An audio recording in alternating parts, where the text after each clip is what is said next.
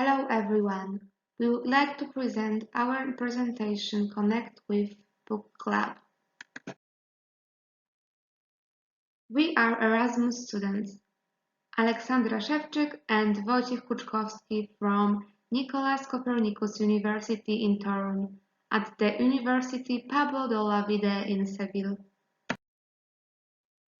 We prepared this presentation for our lecture Introduction to Sociology.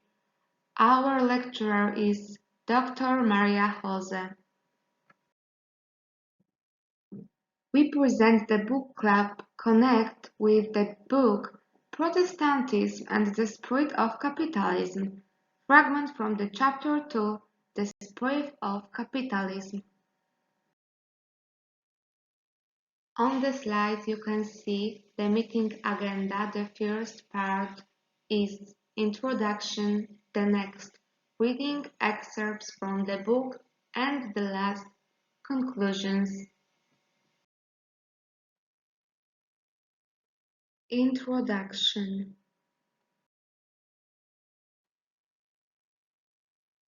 The widely known Verbian thesis of the importance of the Protestant ethics, which was present in the work Protestant Ethics and the Spirit of Capitalism, is an attempt to answer the question why favorable conditions were created, now here else but in the West, which contribute to the emergence of rational modern capitalism economy.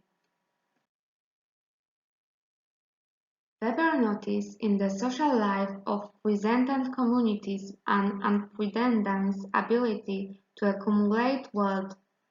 17th century Europe was essentially an insignificant part of the globe compared to the major world empires before it. For example, China was incomparably ahead of the West in terms of technological advancement and economic dynamics. So what was the reason for Europe's sudden economic recovery in the 17th century and its distancing from the rest of the world?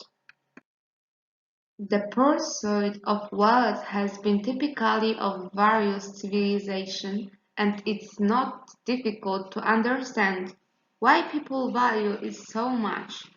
It provides comfort, security, and entertainment.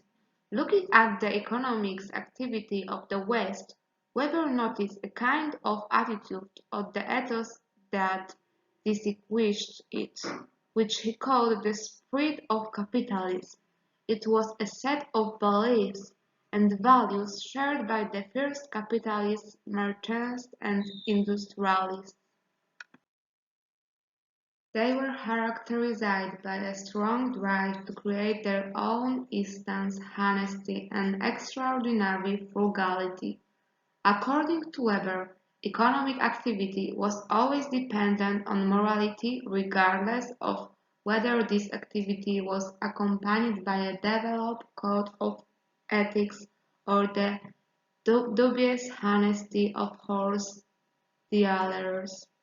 Unlike many other wealthy people, the early capitalists did not waste their wealth ruthlessly and did not live in luxury.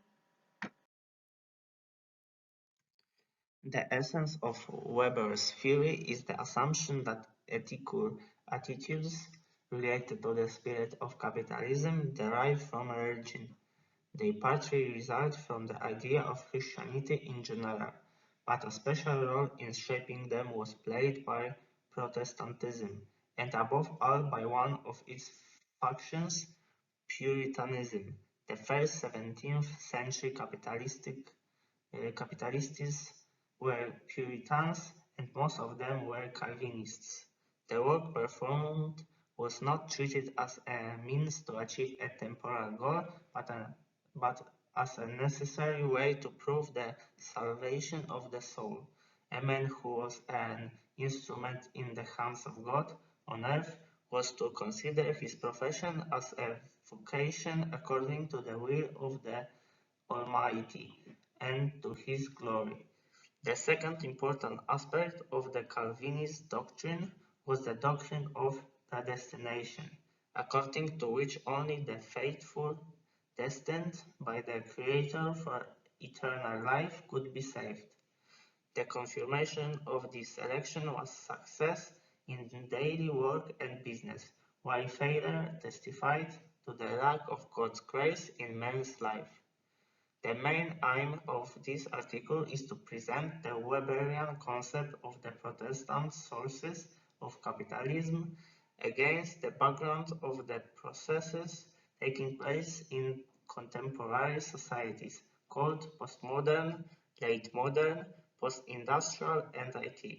It seems important to what extent the concept of the spirit of capitalism formulated by Weber corresponds to the postmodern concept of irreducible differences of interests, values, multiple truths, and language games. Reading excerpts from the book. Chapter 2: The Spirit of Capitalism. In the title of this study is used the somewhat pretentious phrases, "the spirit of capitalism." What is to be understood by it? The attempt to give anything like a definition of it brings out certain difficulties which are in the very nature of this type of investigation. If any object can be found to which this term can be applied with any understandable meaning, it can only be a historical individual, for example, complex of elements associated in historical reality which we unite into a conceptual whole from the standpoint of their cultural significance. Such a historical concept, however, science it refers in this concept, a phenomena significant for its unique individual cannot be defined according to the formula genus proximus, definition specifica, but it must be gradually put together out of the individual parts which are taken from historical reality to make it up. Thus the final and definitive concept cannot stand at the beginning of the investigation, but must come at the end. We must, in other words, work out in the courses of this discussion as its most important result, the best conceptual formulation of what we here understand by the spirit of capitalism that is the best from the point of view which interests us here.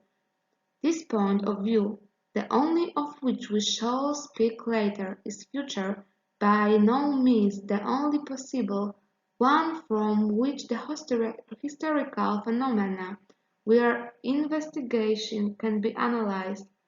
Other standpoints would for this as for every historical phenomena, yield other characteristics as the essential ones. The result is it by no means necessary to understand by the spirit of capitalism only what it will come to mean to us for the purpose of our analysis. This is a necessary result of the nature of historical concept, which attempt for the methodological purpose not to grasp historical reality in abstract general formulae, but the correct genetic sets of relations which are inevitably of a specific, unique, and individual character. Thus, if we try to determine the object, the analysis and historical exploitation of which we are attempting, it cannot be in the form of a conceptual definition, but at least in the beginning only a provisional description of what is here meant by the spirit of capitalism, Such a description is, however, indispensable in order clearly to understand the object of the investigation. For this purpose, we turn to a document of this spirit, which contains what we are looking for in almost classical purity, and at the same time has the advantage of being free from all direct relationship to religion, being thus for our purpose free of preconceptions. Remember that time is money. He that can earn the shillings a day by his labor, and goes abroad, side idle on half of that day. True, he spends but sixpence during his diversion, or in idleness. Ought not reckon that the only expense he has really spent, rather thrown away, 5 shillings. Besides, remember that credit is money. If a man lets his money lie in my hands after it is due, he gives me interest, or so much as I can make of it during that time. This amounts to a considerable sum where a man has good and large credit and makes good use of it. Remember that money is of the prolific, generating nature. Money can beget money, and its offsprings can beget more, and so on. 5 shillings turned is 6, turned again is 7 and 3p, and so on till it becomes £100. The more there is of it, the more it produces every turning, so that the profits rise quicker and quicker. He that kills a breeding sow destroys all her offspring to the 1000th generation. He that murders a crow destroys all that it might have produced, even sources of ponds. Remember this saying: the good paymaster is lord of another man's purse. He that is known to pay punctually and exactly to the time he promised may at any time and on any occasion raise all the money his friends can spare. This is sometimes of great use. After industry and frugality, nothing contributes more to the raising of a young man in world than punctuality, and justice is all his dealings. Therefore, never keep borrowed money an hour beyond the time you promised, lest a disappointment shoot up your friend's purse forever. The most sweeping actions that affect a man's credit are to be regarded. The sound of your hammer at 5 in the morning or 8 at night, heard by a creditor, makes him easy 6 months longer, but if he sees you at a billiard table, or hears your voice at a tavern when you should be at work, be sent for his money the next day, demands it before he can receive it in a lump. It shows besides that you are mindful of what you own. It makes you appear a careful as well as a honest man, and that it increases your credit. Beware of thinking all your own that you possess, and of living acrobatically. It is a mistake that many people who have credit fall into.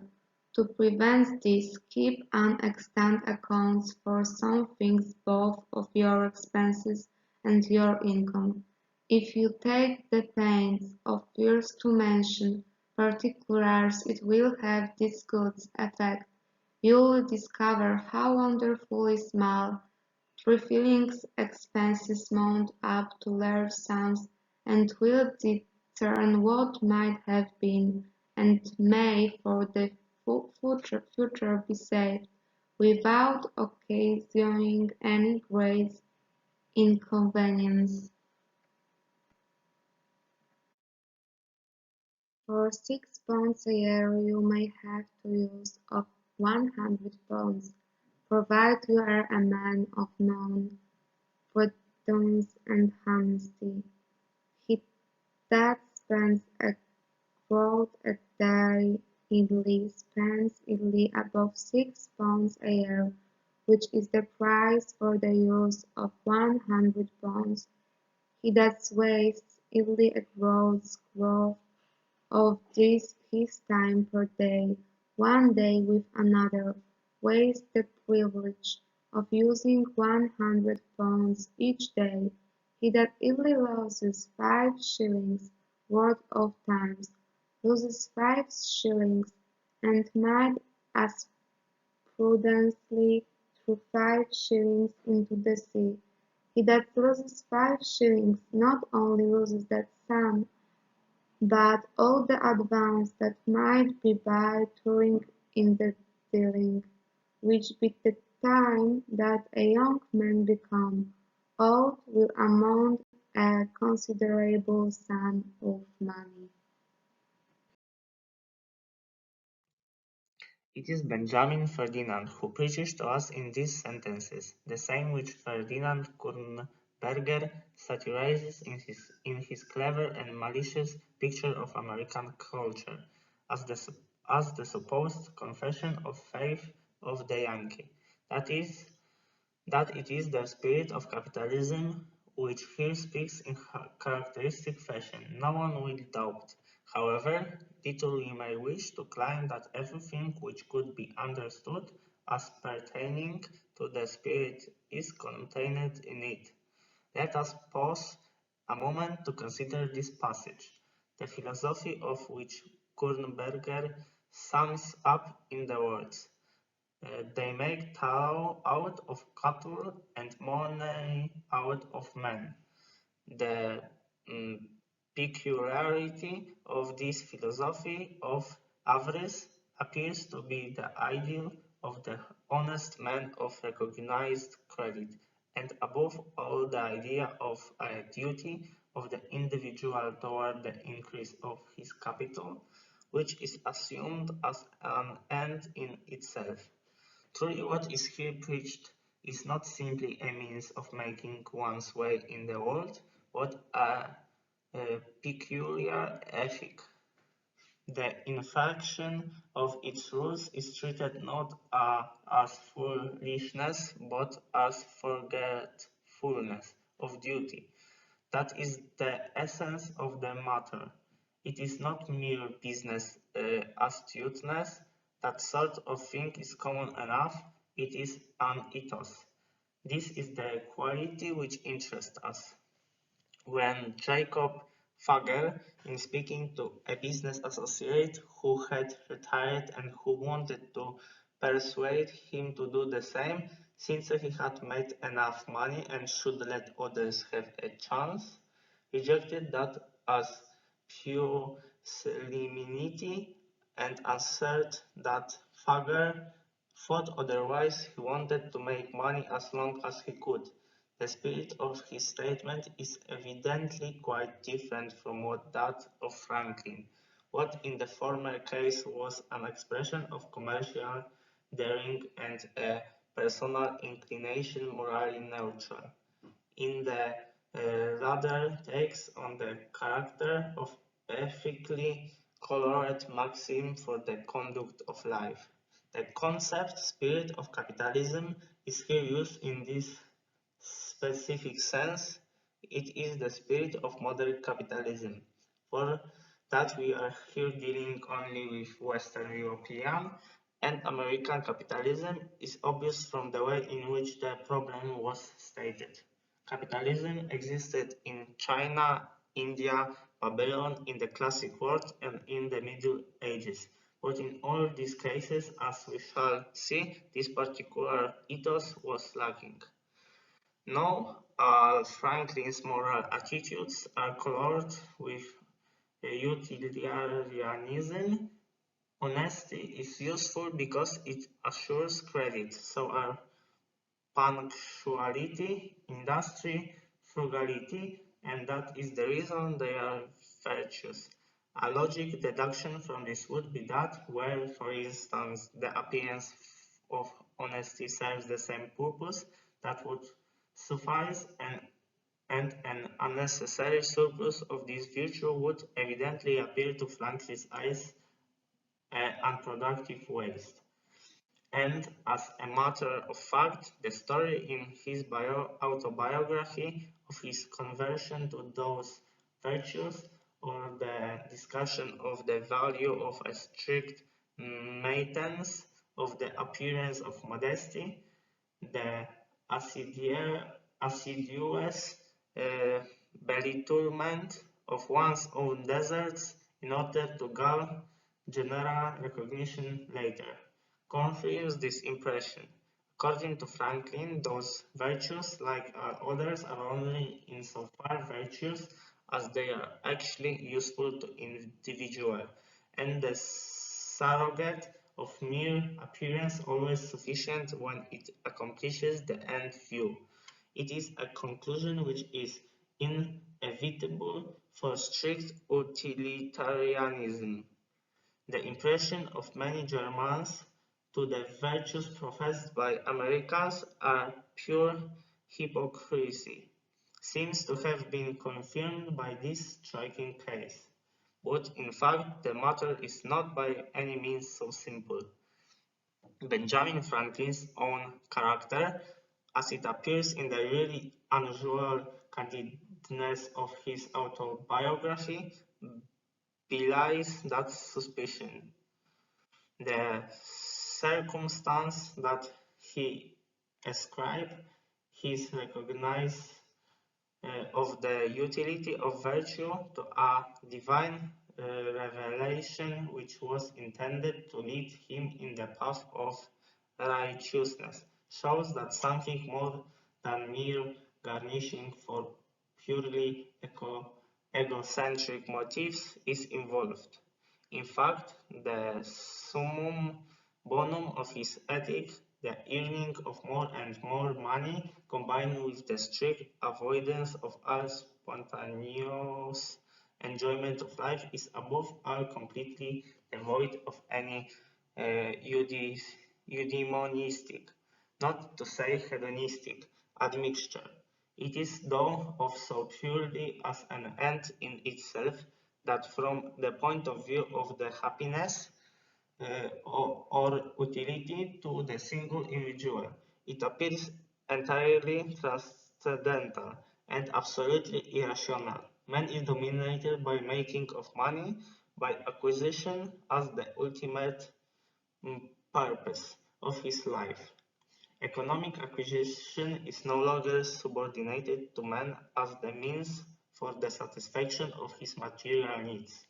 This reversal of what we should call the natural relationship, so rational from a naive point of view, is evidently as definitely a leading principle of capitalism, as it is foreign to all peoples not under capitalistic influence. At the same time, it expresses a type of feeling which is close connected with certain religious ideas. If we thus ask, why should money be made out of man, Benjamin Franklin himself, although he was a colorless deist, answers in his autobiography with a quotation from the Bible, which his strict Calvinistic father drummed into him again and again in his youth. Seest thou a man diligent in his business, he shall stand before knights. The earning of money within the modern economic order is so long as it is done legally.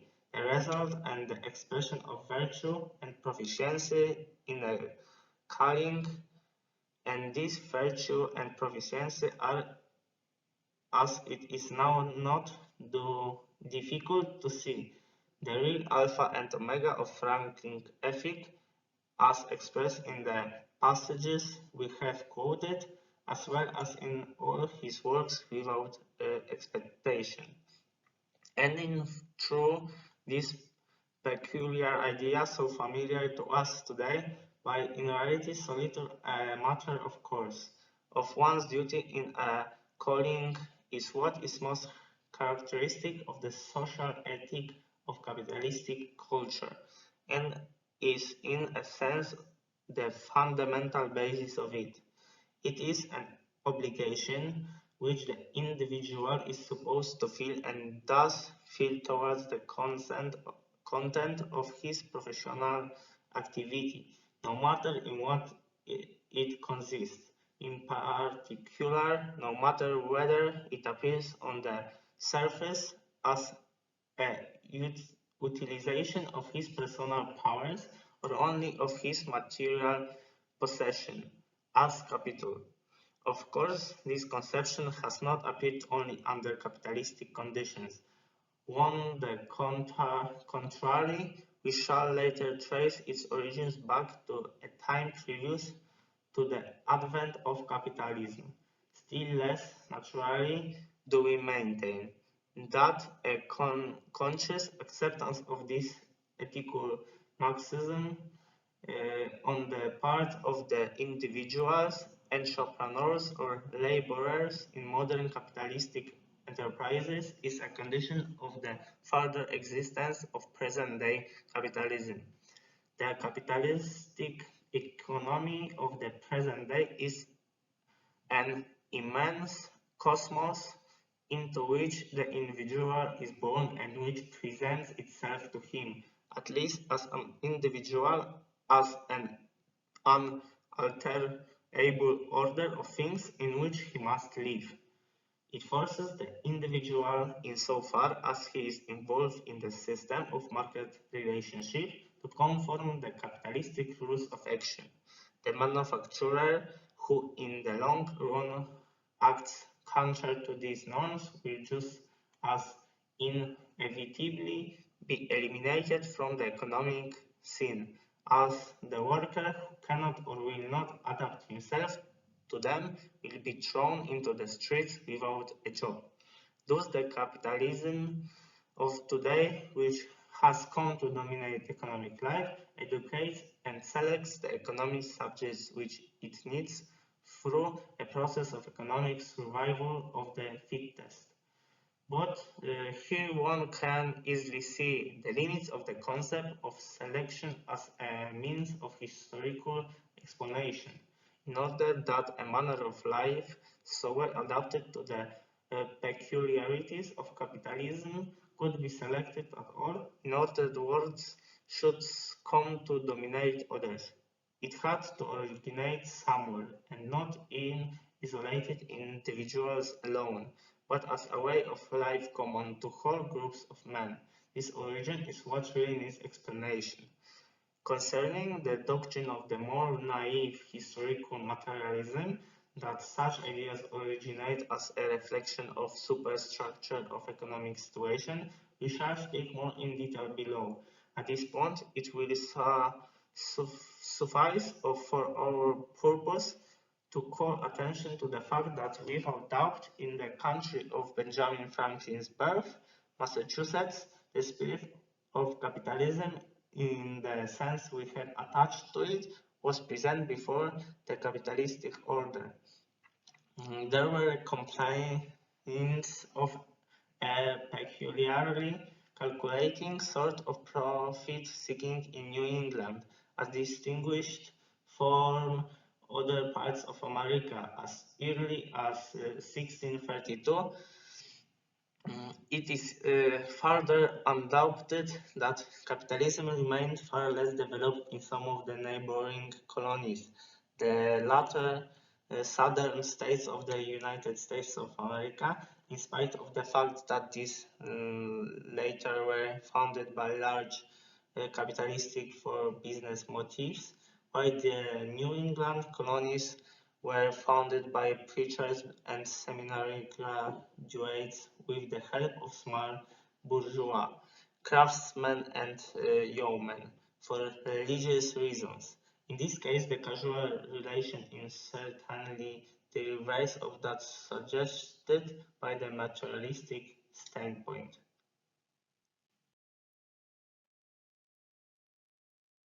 Conclusions.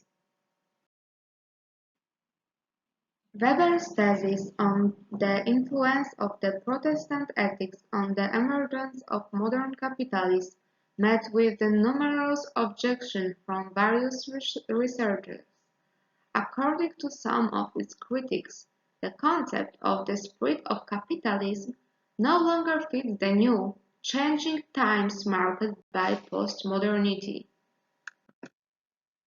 Derived from the Protestant ethics, the system of value emphasizes success and the quality of the task performed.